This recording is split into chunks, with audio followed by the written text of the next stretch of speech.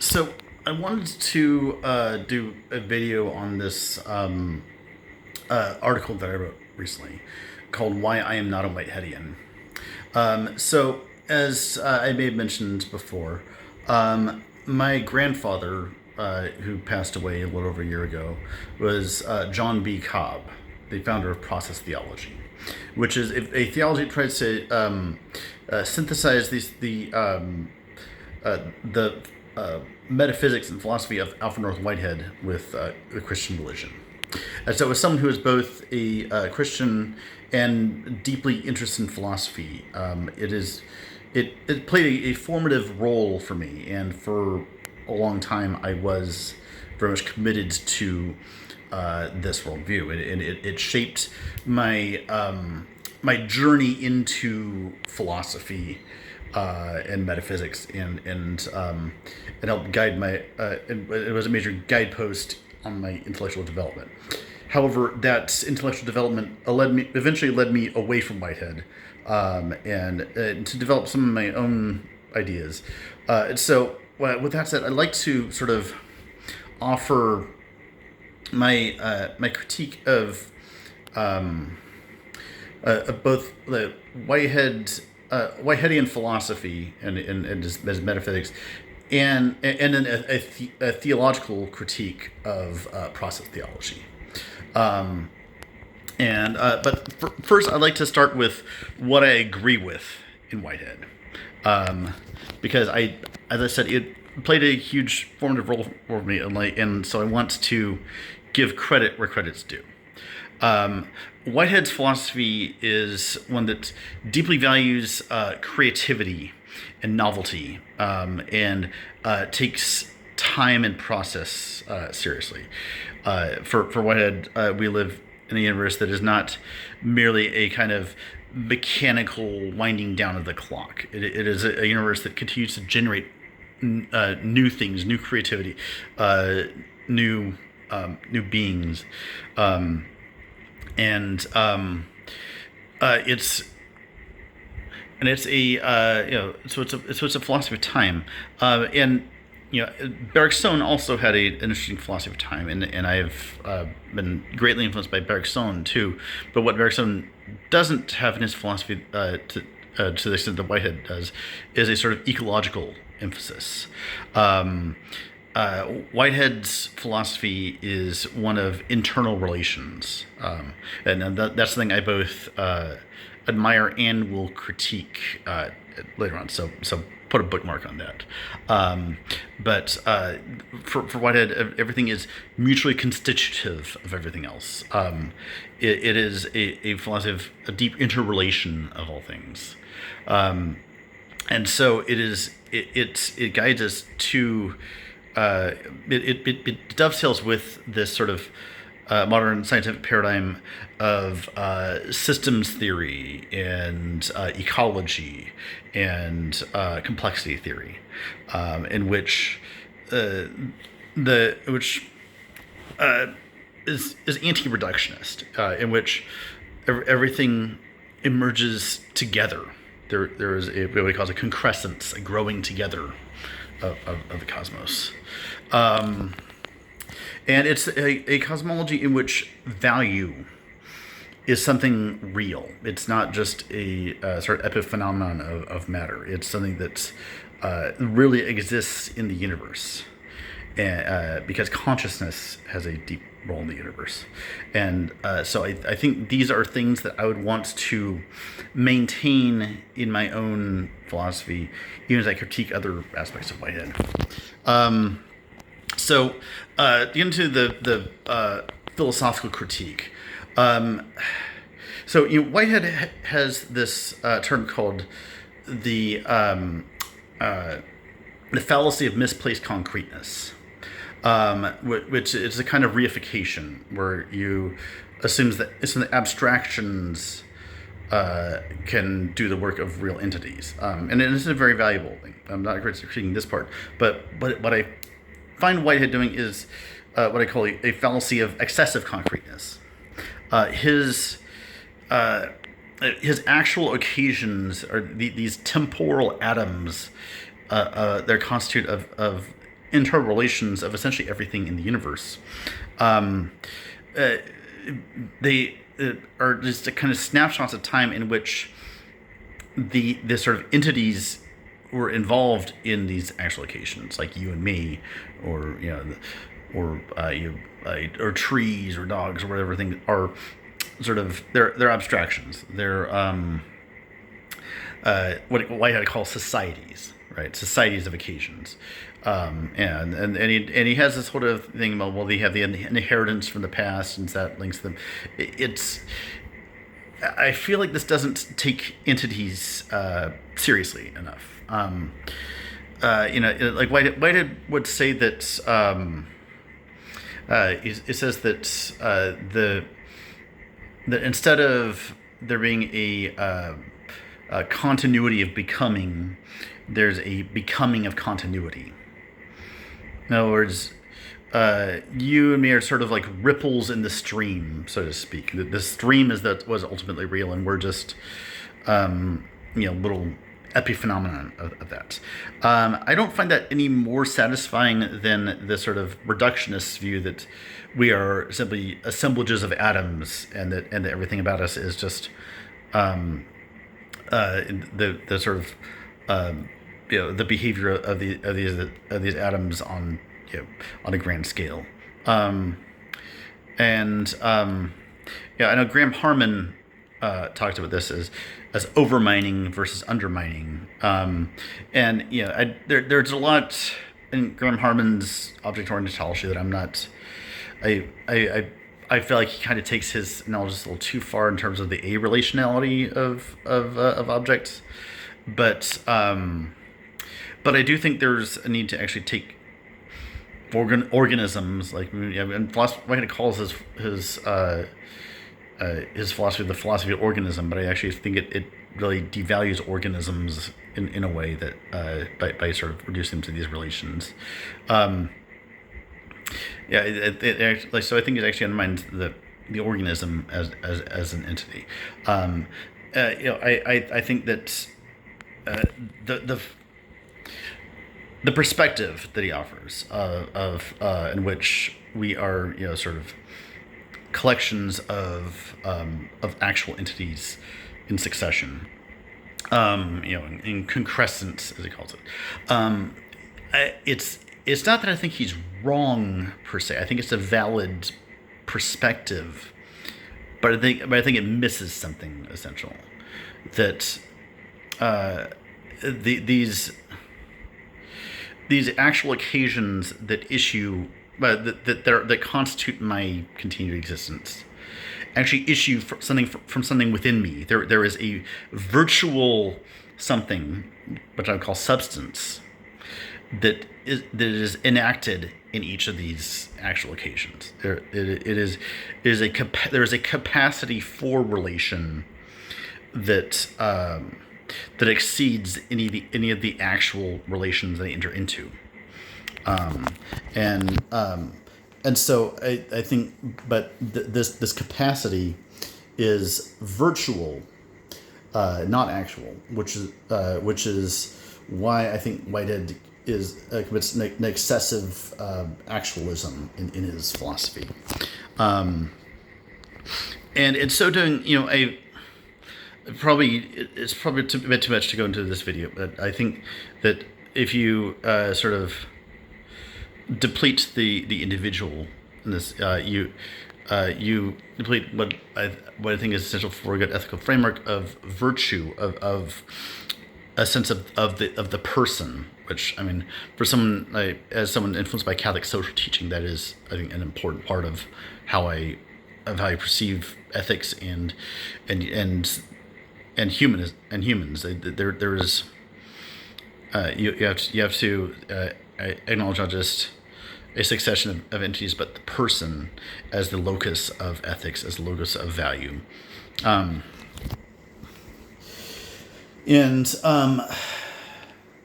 So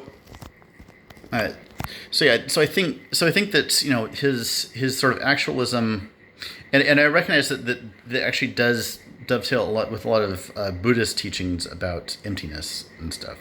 And obviously I'm not a Buddhist, so and I would, and there are some versions of Buddhism on this that I would critique on that, but I would also say that because this substance is not actual, but rather virtual, there is a sense in which that substance is itself emptiness. It is a kind of productive nothingness that is at the heart of entities, of objects, beings. Uh, so, but it is the nothingness of a virtual plenum. And so relatedly, I think that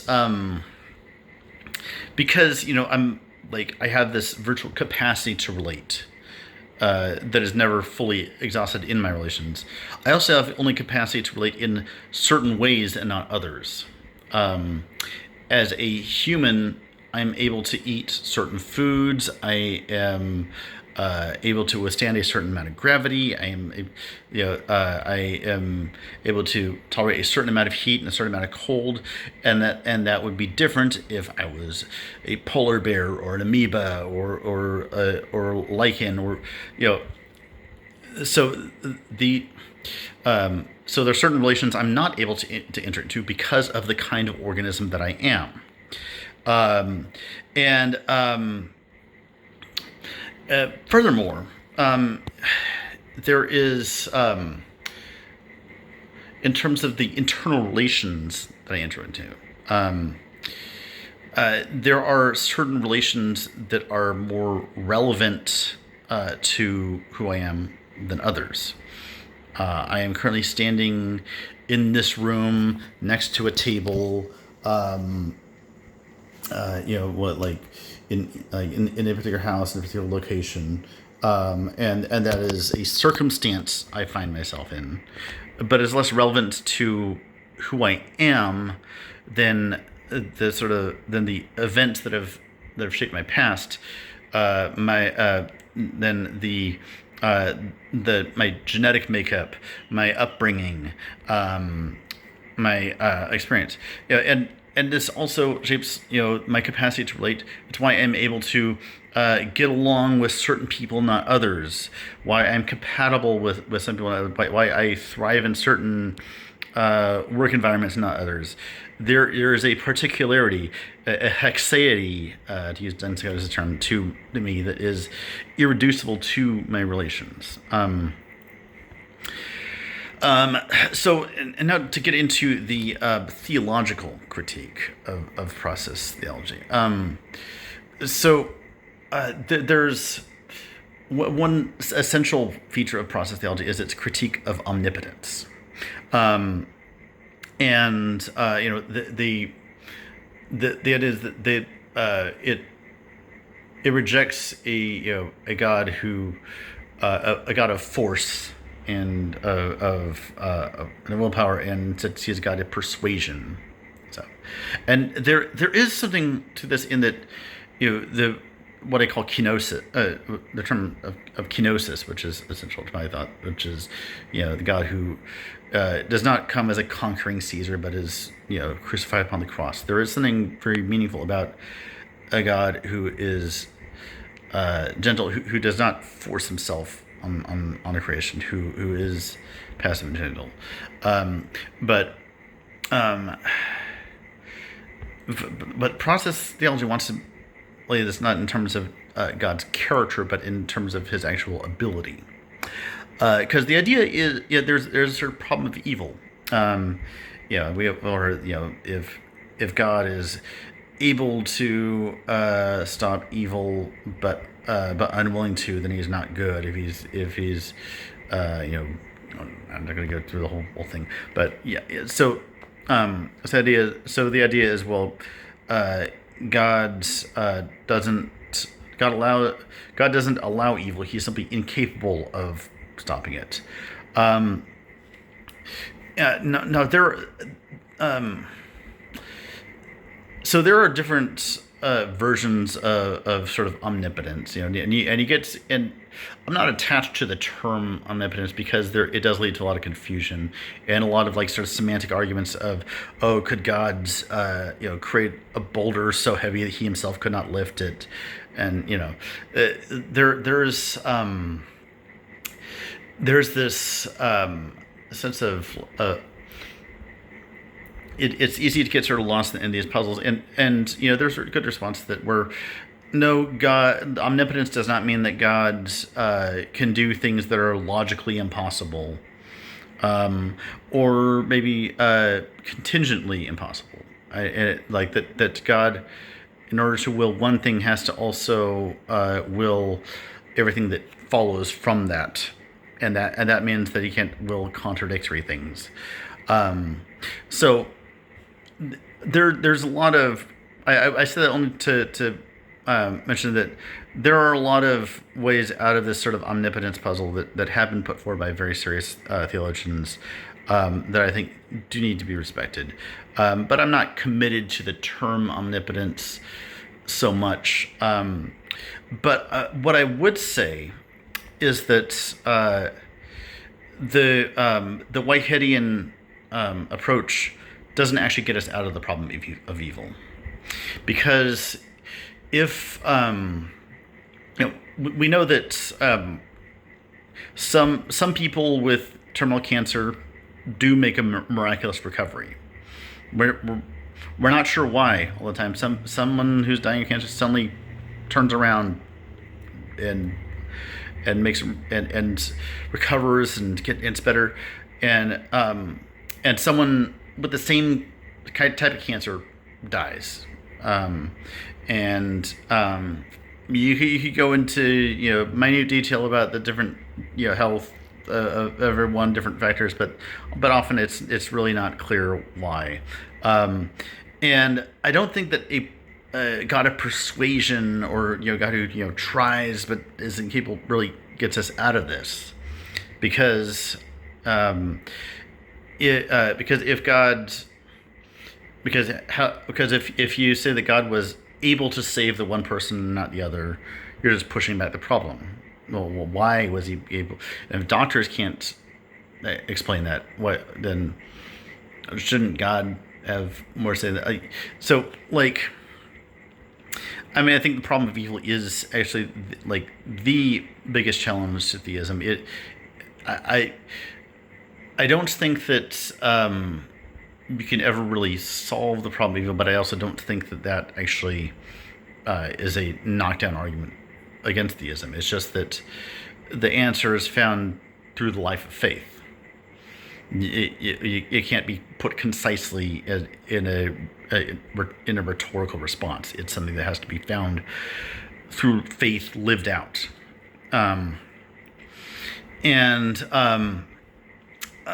Another point I would make is they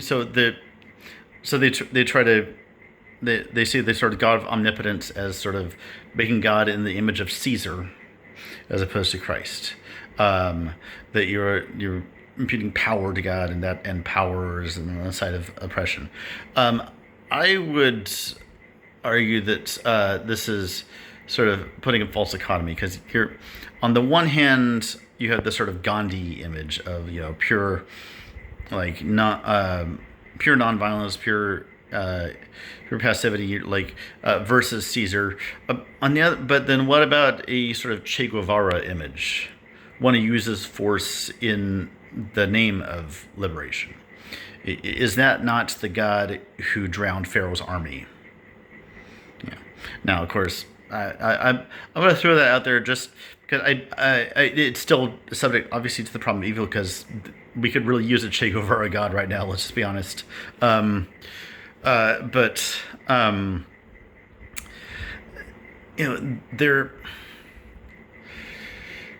But my point is, I think I would rather than say that God isn't all powerful, I would say that it is we who have a fallen understanding of what power is. That what power is for us on earth is actually a weakness, and that God's power is greater than this. Another theological bone to pick, I would say, is that uh, the sort of understanding of time and eternity. So for Whitehead, for process theology, God is in time. God, it, God feels what we go through and responds to us in within time, and the future is unknown to God Himself. Because the future is radically open, and God is only a co-participant in creating the future. Now, yeah, I think there's a certain thing that sort of wants to be expressed here that I think so the idea of God being responsive, I think, is a very appealing idea. That God, Whitehead calls God the fellow sufferer who understands. That when we suffer, God suffers with us. That God is there with us in our suffering, and I think that's true.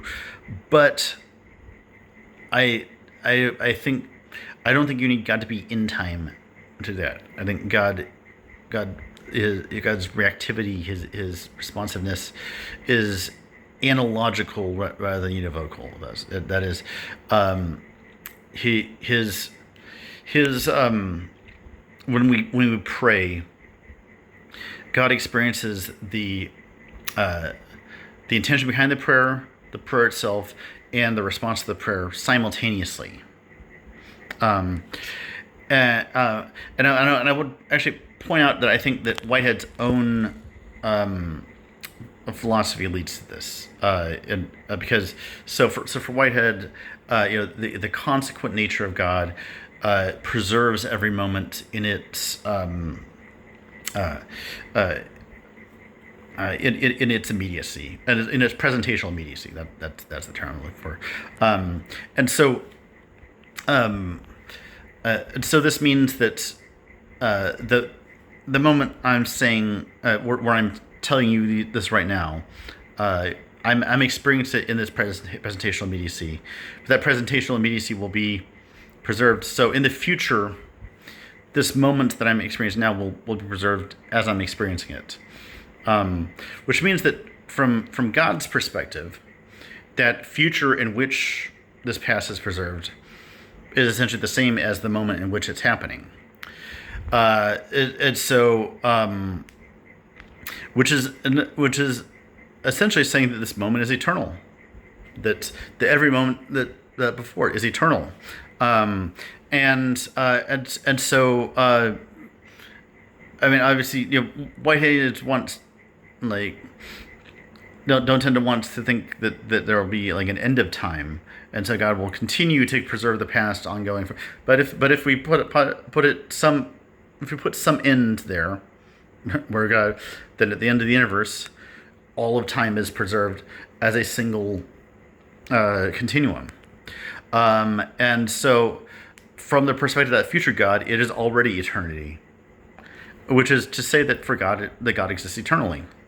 So I think actually Whitehead's own attempt at presentism actually leads to eternalism in the process. And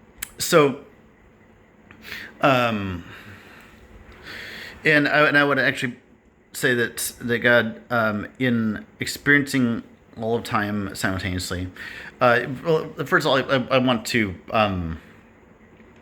point out that what this sort of presentism in Whitehead is kind of trying to fight against, which is, if there's a fear that if time is eternal, that there is no specialness to the present from God's perspective. Obviously, there is from our perspective. Then there is no real creativity in the universe. There is no novelty, and I don't think this follows.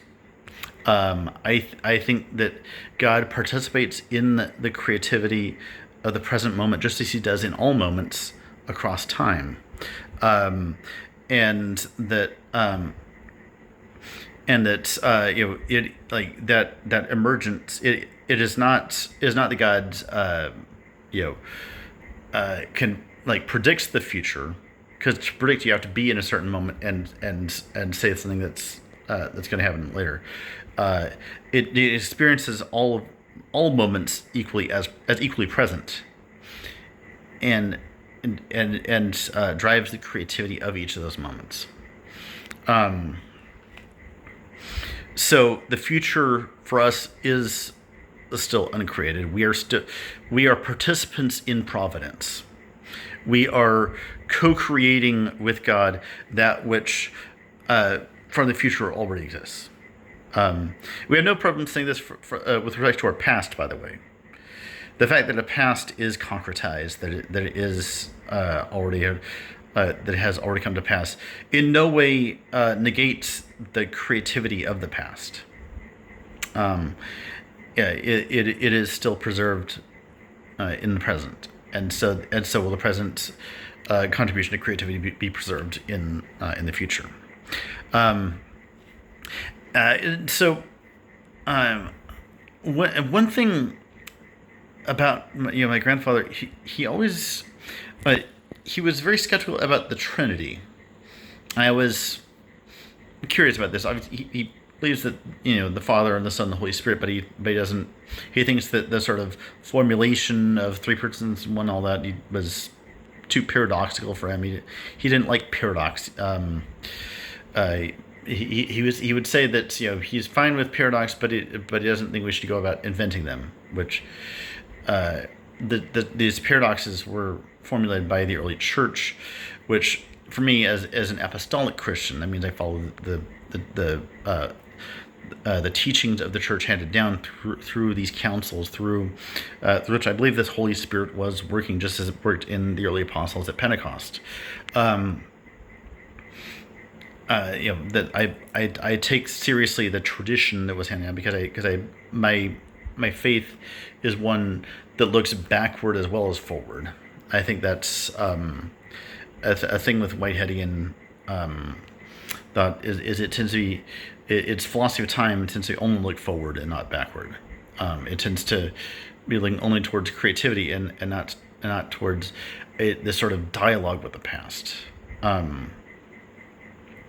Which I think tradition does. It's not that tradition should dictate the future. It's not that tradition should be a cold authoritarian. It's just tradition is something we should be in dialogue with. It's a continuous conversation with the past. And so, with regard to the Trinity, I noticed, or I realized at one point, that actually, if you take the Whiteheadian position seriously, that that God is in time rather than outside of time, then in fact it necessarily leads to a kind of Arianism, because it means there was a time when the Son was not. You actually have to have eternity in order to have the Trinity. You have to the Father's generation of the Son and generation of the Spirit has to be an eternal process outside of time. Now, that doesn't mean God isn't in time. God is both outside and inside time, and that's why there's both the substantive Trinity and the economic Trinity. And here's the thing I think about Christianity is I think Christianity is inherently a religion of paradox. We believe in someone who is both God and man. Who's the God who is both within and outside of time. We follow, three. It is free will and predestination. It is faith and works. It's all these paradoxes at once, and that's why I think you have to be comfortable with paradox to really get at the core of what Christianity is, and so yeah, I actually process theology. I think it's an interesting theology. It just doesn't strike me as very Christian at the end of the day, and I think that whatever they're calling God, it is a very powerful being, but I don't think that's actually God. So, so yeah, I go into a little more detail in my Substack article, which I'll link below. Consider subscribe to my Patreon, which I'm going to link. And I hope you all have a good day. Bye.